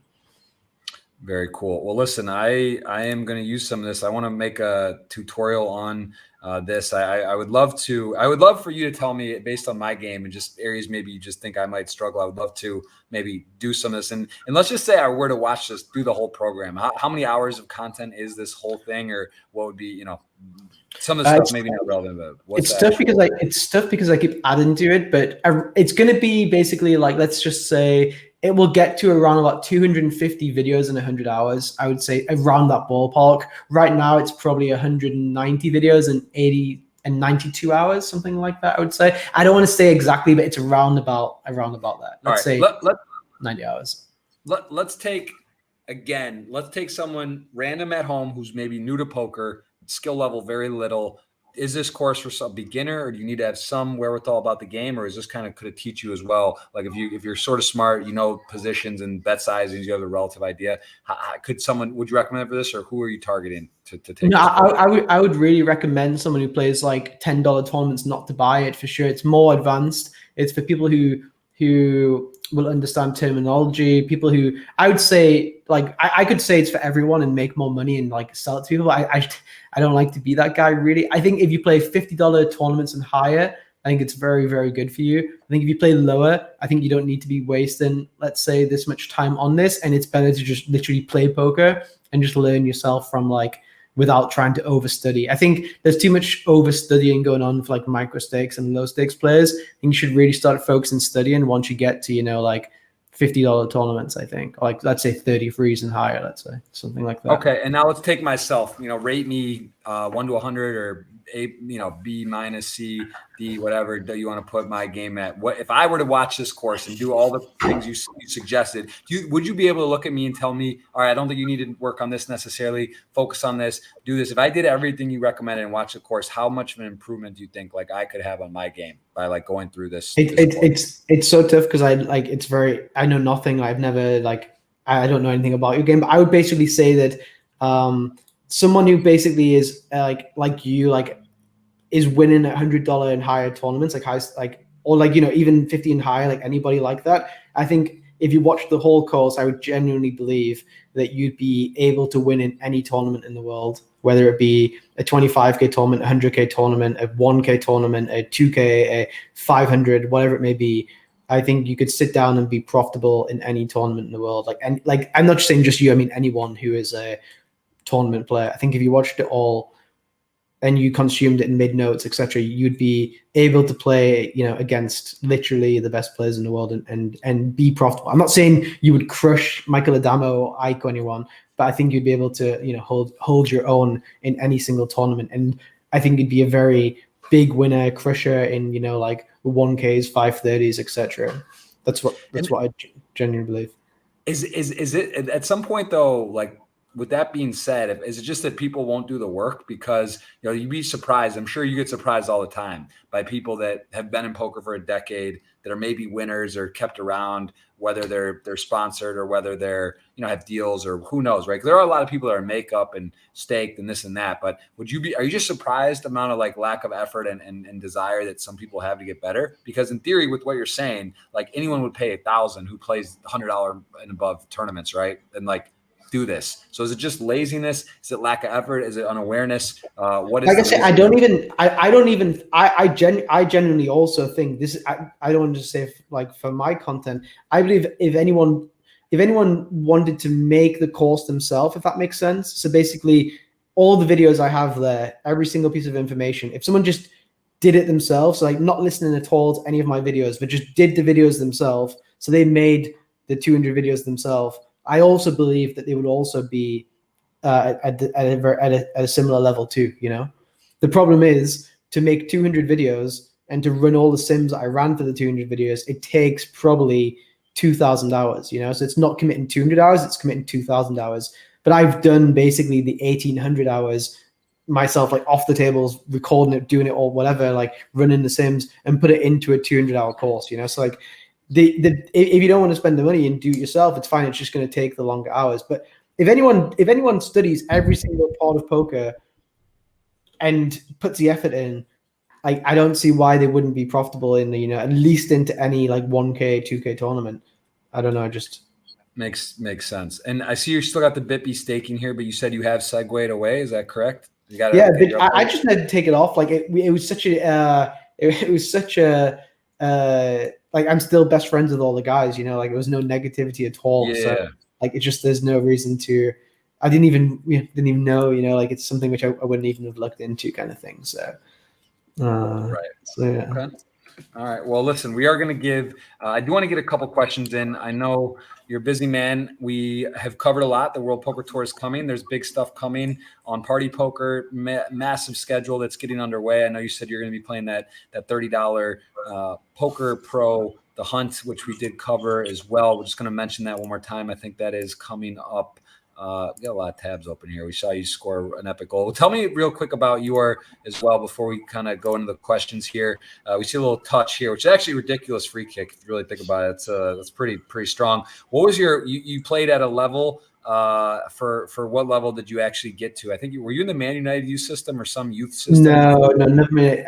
I played with Southampton for a little while, like on trial, like going to train with them, all that kind of stuff. But you get to like 16 or 17, you get to like 17, and then you either get like offered a pro contract, or they just say like they choose basically like 5-6 guys, whatever, and they take them on. And then I basically stopped playing. I played in the conference, which is basically the 4th league in the UK, which is quite high. But as like a squad player, I never played like really, really high or anything. Actually, I train every day now with a professional player, like 1-on-1 and 2-on-1. So like I'm starting to take playing footballs more serious now than I've ever taken it before. Really, I train every day. Like I was there just before I came here. Actually, I trained 1-on-1, like drills and fitness and like learning shooting and learning passing and learning skills and all this kind of stuff. So I really enjoy that. It's like part of my daily routine now. I do like an hour's 1-on-1, like a PT session, but like football, all about football skills, like from a professional footballer. So that's like a big part of my daily routine now, and something which I love doing. And then I play football in London when I'm there, like almost every day as well. I had this football challenge, which was a big thing, like a month ago, 2 months ago. Like this was a big part of my life. I was basically a professional footballer for 2 months, essentially. Like that was the whole goal. But it was no one was paying me in terms of a team. It was a bet, So yeah, I think we bet in the end like $100,000 on that, and that was like a 2-month thing. So that was a big, massive part of my life for sure. And you won, right? Won in the end, yeah. So I had to play 40 games in 60 days, outside of injuries, obviously, and I had to win 23 and lose 17. And I won 25 or 26 in the end. So it was quite close. At one point, it looked like I was definitely going to lose. But then, like poker or anything else, usually if you do something for like 30 days, you start getting better and better and better. Like you start to learn more about this or learn more about that, or understand like movements, or know the people around you, or whatever it may be. So yeah, eventually got the win there. And then since then, I've kept it up, playing every day. So yeah, I really enjoy playing, but I just don't want to play for the team because it just sets a weird power thing. But the bet you had was random pickup. You weren't on the same team. This was random teams in London, so like it wasn't. I couldn't choose. I couldn't bring the players from my team as ringers. I had to play with random players. So it was basically like you should win 20 games, lose 20 games, and I was betting that I can win 23 to lose 17. Like that, I have like the skill edge there. Let's say. Very cool. And could is there a set roster? You can't could like if I was in town, could I play with your team as a pickup? Yeah, you can play. You just have to get you can sign on, but you can't play for another team within 21 days. So you can't just get like guys to come in for one game then leave. So I mean on Newcastle Independent. Yeah, I'm saying you can come and play for us, but you could have not played for any other team within 20. It's just like in normal football, like any team. You can't have played for any other team within 21 days, essentially. So, if someone's in town and they can play for us, but then they can't play for like someone else, afterwards, at least for like 3 weeks. Same. That's basically the same as any league and there's a rule in England where you can't. I think this is a worldwide rule that you can't play for more than 3 teams in 12 months, like in all of football. So like if a guy plays for PSG and then goes to Real Madrid and then Barcelona in one season, he can't play for the third team. He can only play for 2, I think, within 12 months. Interesting. Speaking of that, what do you think about this Messi to PSG massive deal? Massive signing? I mean, they got Mbappe, Neymar, now Messi. I mean, they have to be the favorites to win the Champions League, right? I'm not sure because the rest of the team is good. They also have Ramos as well from Real Madrid. Yeah. Di Maria, there's all the defense. They have Ronaldo from Liverpool, like Champions League winner, like world-class player too. So in theory, they should. But PSG have always had good players and always underachieved, so they never really done great. And there's a lot of good teams out there, like Man City is a proper team, like good spirit, good team chemistry. PSG I'm sorry if there's any fans listening, but they've always been very bad losers. As soon as it goes bad, it goes really bad. So like Neymar starts diving or their defenders start like getting red cards. They have very bad discipline issues because they're used to winning so much in their normal league, like beating every team, that as soon as it turns bad, they're not really used to losing and they take losing very bad. So the biggest obstacle they have is their discipline. If they can keep their discipline and keep their mental game strong, then they'll win, but they've never been able to do this. So interesting. Very interesting. Yeah, it's definitely a lot of firepower on that team, and it's going to be interesting to see how it pans out. I mean, Messi, yeah, big name, big signing, big. Going to be interesting to see what happens there. All right, let's take a few questions on Twitter. I want to give everyone an opportunity to win this ticket, and I saw a lot of great questions. I'm going to scan through. We'll choose a few, do the giveaway, and I got to get to studying the course pads. I need to go through. I would love for you to recommend me a few topics in general, just maybe population tendency stuff, right, that you think would be good. I know there's, again, the WPT coming up. There's some other major series. I would love to get my game, find a few areas and leaks. I think blind on blind, super interesting. I think that's something that a lot of we just added blind on blind stuff 2 weeks ago, like very up to date population tendency blind versus blind stuff. So that sounds perfect for you, I think. Okay. Yeah, I'd look at that. I would love to follow through on this. All right, let's take a few of these. Let's interesting. I remember we had the first podcast too. I think some of these questions are probably gonna be double ups, and we've covered a few. So I'm just gonna let's see. Let's only take a few. So I want to just main goal for 2021, I guess, moving forward. I know you're big on goal setting. What is a goal that you have for the remainder of this year, or one that you've already made that's going on that you would like to do? You just mentioned one in football. You did this challenge and got it, but is there any kind of current active goals? Yeah, I set a few goals. One was the football bets. One was to get the team promoted. So that's like football stuff. Poker stuff, the goal was to win Scoop Leaderboard, WCOOP Leaderboard, and then tried to win a WPT. That was like poker goals. World Series, I didn't really want to set goals for because I didn't really know if World Series would be about. I didn't set any live poker goals at all. It was all online based. It was all online based. And the other goal was to get good at 8 game. So I've always only studied Hold'em my whole life. And now I'm trying to study 8 game. So Raz, Stud, Limit Hold'em, Omaha High Low, PLO, and then Cap Hold'em, 40 Big Blind Hold'em. So that's like kind of a goal as well. That's like a longer goal to get good at 8 game. And then like in actual goals was to win the Scoop Leaderboard, win the WCOOP Leaderboard, and then win a WPT basically. And that Scoop Leaderboard, did you win that? So there was very big drama. So there was a Russian guy called Zaphansky, I think he's called. And me and him were both first and second. And then in the last day, I went first by like 100 points, and I'd officially won. But I know that PokerStars fucked up on the last day, and they give me his points and him my points or something along those lines. So wow. I incorrectly won, which was like $40,000.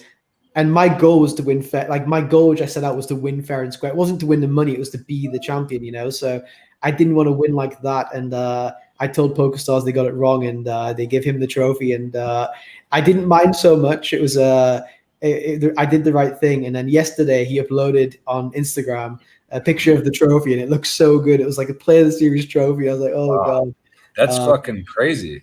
Yeah, so that was huge drama, scandal, like big news. And also, we played every single day for like 3 or 4 weeks, I guess Scoop was. And then like for this to happen on the last day, it was like so much going on. We were exhausted. It was just an error by Stars. They didn't mean to give it to me or anything. It was just an error. But I was checking the points exactly because I knew exactly what I needed to win. So when I got these 100 points, whatever, I was like, I don't deserve these points. So he beat me by like, I guess 10 points or whatever in the end. And that's crazy. That's crazy. That's well, a lot of integrity, and I hope he at least got you, a thank you message or something. So PokerStars, to their credit, because it was such a big thing, they actually give me the money as well for first place. They paid us both out for first place, which is a really good thing from PokerStars to do. And then I said I was going to donate all the money to charity. I've donated 80% to charity so far. I still have another 5,000, which I'm donating. I'm basically donating to all poker people who are doing charity runs, marathons, whatever else. Try to give it to everyone so it's spread across rather than just, giving 25K to one charity or whatever. So I still have 5K more to go. I'm going to hopefully do this by the end of the year. So PokerStars, but all that money I'm giving to charity is not from me. It's from PokerStars essentially because I don't deserve that money in my eyes, So big shout out to PokerStars for doing that. Fair play. Wow, both of you, very nice. And nice it wasn't party, right? That could have been a scandal. People thought that they were. Yeah, that would be crazy. Right? Never make assumptions. That's one of the 4 agreements. You never know, right? Things happen, mistakes happen, honesty, and that's good that it's all moving forward. All right, let's take a question here. It's a little bit deeper. Whatever happened in your life that turned your whole life upside down in a good way and was even such an event in your life? I guess the way I ask is there something, I always say it's not about what happens, how it reacts. Like for me, it was Black Friday, like where this thing looked like so bad and it turned out to be maybe a big blessing, but there's a lot of these really terrible. Exactly the same. So I was in Spain playing 200 and Spain got kicked out of PokerStars. I was playing like 200 Zoom or whatever, and I had to leave Spain and leave my job in Spain, which I loved, to move to Hungary, Budapest, to continue playing poker on PokerStars at the time. And then I left my job and played poker full time, and then it all went well after that. So what seemed like a disaster, poker going down in Spain, which I was so stressed about, turned out to be a really good thing in the end. Very cool. I think that's a great example. Something like that does happen. People always like to think that it's really not about what happens. It's how you react. Let's take a few more. I do want to load this up. Give a 109 phase ticket. As we said, the phase is $4. You can get into the 22 into the 109, but the 109 you have to play if you want to get into the 530. And then on Sundays for the next several weeks throughout the series, if you play if you get into that 530. They're giving 20 guaranteed seats each Sunday. A lot of value. There's been overlay actually. The one I played there was, and it is a 20 guaranteed 5K seats to that 5 mil guaranteed WPT. So we want to make sure we get a chance to give that away here at the end. And I'm going to take maybe 2 more. Let's see. Someone asked me who taught you. I mean, you're self-taught, right? Is that true for poker? Did you kind of just start your own, or was there anyone who specifically got you into poker? Getting me into poker was my friends. Like my friends were just telling me to play. Like it was friends. Just like it wasn't like an advert or anything. It was just my friends did it. When you're young, you just do what your friends do. My friends play poker, so I played poker. If they played Call of Duty, I would have played Call of Duty. Like I was just following what they did essentially. Yeah, makes perfect sense. And you said, did you accidentally stumble? You were a cash game guy. Have a note here that I think you sort of like won a tournament, a warm up or something on PokerStars, and that got you in. Tell me about how that sort of accident happened, or what got you in there into the tournament streets. Yeah, so I was going for Supernova Elite. It was like February or March, and then I basically played a tournament on a Sunday. I actually played a tournament schedule on a Sunday for the first time, I think, for a while at least.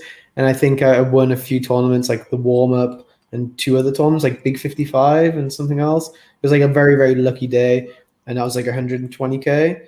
And then the next Sunday was the anniversary Sunday million, the big one, which is like 10 million, and I won another 100K or something there, and then just got addicted that way. I just ran very good, like had a very big sun run. If I didn't run good, I probably would still be playing cash, I think.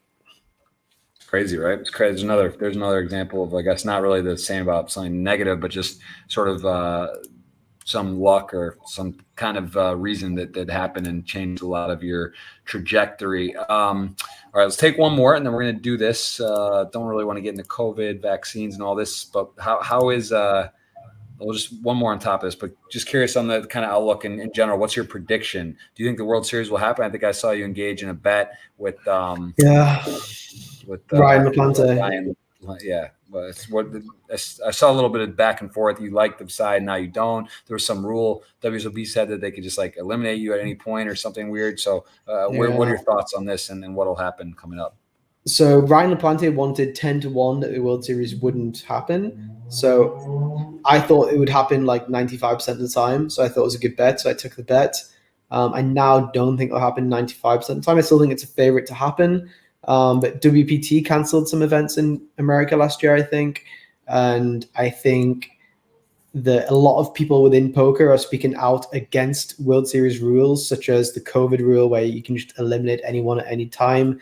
That's going to put a lot of people off, I think. A lot of people won't travel because of that rule. So I think it all depends on the World Series about how they handle things, really. It's obviously in their hands, but even if, I think they just need to clarify a few of the rules, to be honest. All right. I'm just taking a couple quick ones, and we'll take one more real question. Messi or Ronaldo? Ronaldo. Interesting. I wouldn't have thought you said that. I mean, I think it is super, super tight, but what makes you say that? Because most people would say Messi, I think, or just if you ask the population, Ronaldo may be more flashy and fun. What makes you think that? Ronaldo's more impressive. Like Messi was always amazing, always world class. Ronaldo was really bad at one point, very wasteful, very bad final product, like very skinny. He shows basically that if you put the effort in and if you really dedicate yourself to something, you can get to the top, because Messi, when he was 17 at Barcelona, was one of the best players in the world. Ronaldo, when he was 17 at Man United, was not at all.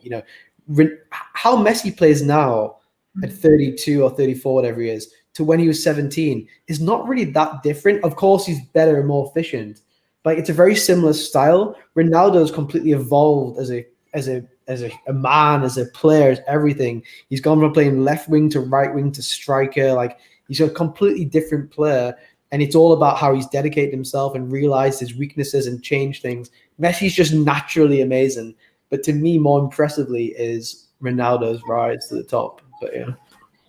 Very, very interesting. Yeah, I think that's I like that perspective. I guess you don't think like that, or I haven't thought of it like that, but that makes sense. I just kind of always assume Ronaldo was just dominant the whole time, but obviously, you at that age, he was doing something right. But you're right. I think he's probably made a bigger kind of gap and to get to that highest level. All right, last one. Your biggest frustration in poker. What kind of would you like to have just overall? We saw the big blind rule come into play, big blind ante, which is a nice change. We've seen party poker get rid of real names, get rid of HUDs per se. What is something that's frustrating, or a suggestion, or something you would just be like, if you could click a button that would just make poker better for everyone in general? Do you have any kind of big picture idea or thought currently?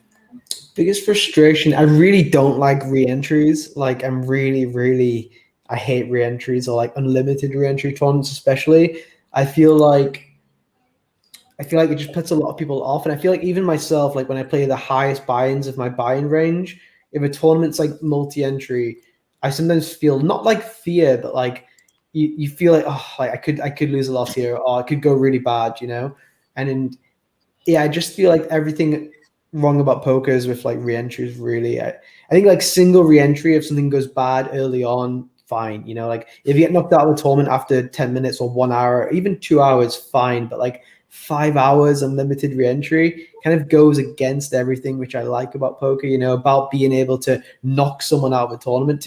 I think for a lot of amateurs, the biggest thrill in like if they can knock, like Jamie Stables out of the World Series. He's not coming back. They've sent him home. Do you know what I mean? Like, I think a lot of people like that. The fact that he can just re-enter and come and sit next to you again and then knock you out, I think very off-putting for a lot of people, especially if it's like 5 hours into a tournament. If you knock Jamie Staples out after 20 minutes, aces versus kings, or like set versus set, it's not really, it's fine. You come back, you got unlucky. But if it's like 5 hours in or 4 hours in for 6 re-entry, I don't know. To me, when you say that, like look at Alex Foxen, right? He won the WPT 10K Bellagio, 6 bullets or something, right? It's kind of crazy. Like, imagine you're an amateur, you knock out one of the top players in the world, and then you see him, after 4 hours, now he's back in, and like you knock him 3 times and the guy's back in. So, you could argue, well, they're putting money in the prize pool. I think Dylan Lind, who also won that tournament, was in for like 8 bullets. So, it doesn't always work where it works out, right? There are people putting a lot of money in and dusting, but it's also like the best players getting 5, 6, 7, 8 opportunities to build stacks, be aggressive.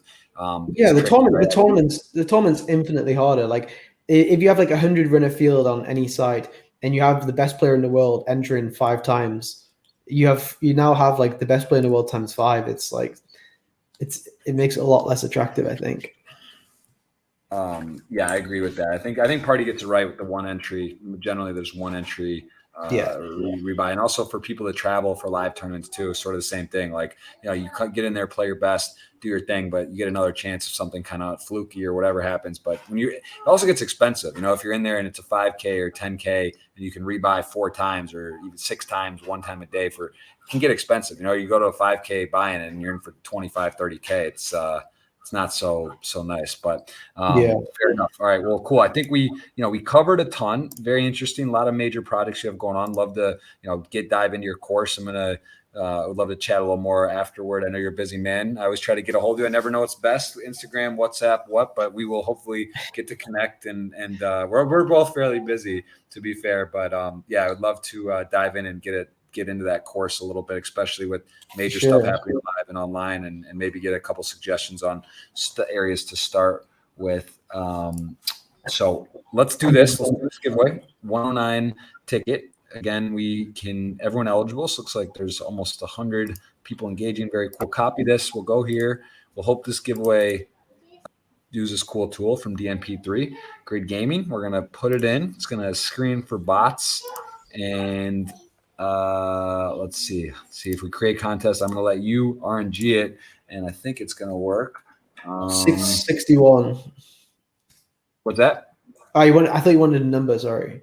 Oh, we could do it. You know what? I feel like 61. Maybe we should do a double here. I'm going to do 109. We'll do this. So download retweets. Let's see if this works. And maybe I'll go to the 61st person who commented. It's kind of deep to count, but I got a second here. Did it work? 93 retweets eligible. Screening the bots. You tell me when to choose a winner. We're going to pick a winner for a 109 phase ticket. Okay. No. Now seems right. We're going to choose it. I'm sure we're running it. Please wait. We're going to message someone. Ghost of M, if you can check on WhatsApp, let me know about who to raid when we finish this up. Here's the winner right here. Vasil Vaskiev. Looks like he's doing some athletic stuff outdoors, but hopefully he's got now that availability to play this 109 ticket on Party. That's very nice. 109 ticket. And you want to, let's see, we could do that. We could run it back. I feel like we could give a second ticket because this feels like it's big time. It's World Poker Tour. It's a phase. Someone's going to get a shot to get into the 5,300. I mean, that's a deep. You said 61, right? I mean, let me count here. Let's see. We got a second here. I'm going to count. You talk to me about. Give me one other thing. Give me one other tip for those playing the World Poker Tour right now. What you would suggest to someone who's coming in. Give me whether it's tables. Maybe it could be a setting. To Rumble, there's some settings on Party that are cool, or maybe it's color coordinating tables. What is like a 32 person who plays 32 tables? Give me an organizational. Do you move them left to right? Do you have a different, bigger sizing for the more important tables? What do you do? Give me that while I count 61 down and give a second 109 ticket. I would have said patience because a lot of the other sites have very bad structures and the WPT is very slow structure. So if you're used to gambling early, I would say you can have a lot more time to wait for a big hand on Party. In terms of actually the backgrounds on Party are really good, but I would recommend the Irish Open Leprechaun background. The Leprechaun brings you good luck. So use the Irish Open background. Wow. That's a big tip. I hadn't heard that one before. I'm listen. Don't. You better believe you could tune in and see me using that when you see me streaming next. All right, this is 35, 36, 37, 38, 39. I might even mess it up, but it doesn't matter because it's all random. 40, 41, 42, 43, 44, 45, 46, 47, 48. What do we say? 61, 49, 50, 51, 52 at Vincero. 53, 54, 55, 56, 57 at Hugo, 58, 59, 61. Here's 61. Paulinho, sounds Brazilian, Portuguese, speaking some foreign language, maybe Spanish, but he has got a 109 ticket off of a random bank that Patrick said. My pick for this guy is to see him in the 5K via the 109 phase route, because this is just a bonus ticket on the spot giveaway that Patrick spit out a number and we had to do something with it. And he's getting it. All right, we're going to give that. And I think we see who is to raid. I don't even know how I'm going to do this because this is a little different than usual. Any other tips, any other things you want to say before we close off here? I think we covered a lot. I feel like we nailed it. Just absolutely dominated. If you play football, if you have a football team, the rule you should make is to fine your players if they shoot from outside the box. That's my biggest tip. But that's like next level. Like a lot of data into that. But if you own a football team, or even if it's like even if it's a social team, don't allow your players to shoot from outside the box. That's my main thing. Don't allow them to shoot outside? No, don't allow them to shoot. Don't allow really? them to shoot box, yeah. Really? Why is that? Just a too low percentage? You'd rather, It's tough to score. Like there'll be loads of people in front of you. You have to be very good to score. You're not necessarily going to be Ronaldo or Messi yourself. Usually there's a better pass on. Keeping the ball live is a very big thing. Getting it into the box where it's more dangerous. Maybe going wide, crossing it in. It's very rare you see people. When someone scores from outside the box, everyone remembers it, but it doesn't happen very often. Most teams have I think 6 or 7 shots a game which miss the target from outside the box. If you look at the stats from the Euros, a lot of teams have 22 shots and 4 on target. A lot of wasting of possession going on when the other team's tired. That's very interesting. So I love that. That's very cool. Well, I'm going to send a raid to our friend who sent us a raid. He's actually a Michigan specialist, CG87. Check it out. And Pads, we'll see you. I hope you send me some info. Give me the recommended ones to give me a bit of structure on what to play. And again, guys, I'll put up a video on my website and a customized kind of what we went over and explaining a bit about the course. That was really valuable. And hopefully you guys get a chance to study and work on your game, whether it's on Pads course or other ones. And yeah, man, Sounds really good. appreciate the time. Thanks a lot. Cheers, man. Thanks a lot. Very soon. All right. See you, bud. That's Patrick Leonard. Guys, I'm going to send a raid and I am going to roll out. We will have a very special, we got 2 athletes next week on the podcast. One, Tom Lewis, on Monday at 12 o'clock Eastern, I believe is the time. Keep an eye out for that. We'll do some giveaways with that. I hope he plays a bit of poker, but either way, it's going to be a lot of fun. And appreciate you guys. I'll send that raid over to CG and we'll see you very soon. That's podcast number 139. Patrick Leonard, formerly ranked #1 player in the world. Very interesting guy. Party Poker ambassador, and good luck to the World Poker Tour participants that are starting today. It started on Party Poker until September 15th. Ton of action, small, medium, and high. We'll see you very soon. Cheers, guys.